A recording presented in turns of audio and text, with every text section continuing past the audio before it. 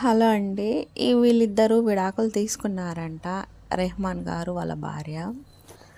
అసలు ఈ కాలంలో వీళ్ళ కోసం కాదు నేను మాట్లాడేది. వేరే బయట జరిగే ఇష్యూ కోసము. అసలు ఈ కాలంలో పెళ్ళి కాకముందే చాలామందితో ఎఫైర్సు, పెళ్ళయిన తర్వాత ఇంకా ఎఫైర్సు. అసలు పెళ్ళి అనేది కామన్ అయిపోయింది ఈ కాలంలో.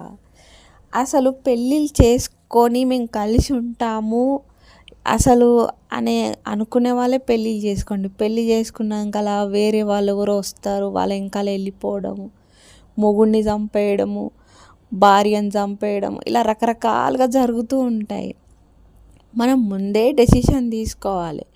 ఇది ఉంటుందా ఉండదా, లేకపోతే వద్దు అన్నట్టు ఉండాలి. ఒకవేళ పెళ్ళి చేసుకున్నాక అలా పడలేదనుకో భార్యాభర్తలకు, అప్పుడు నార్మల్గా డైవర్స్ తీసుకుంటే సరి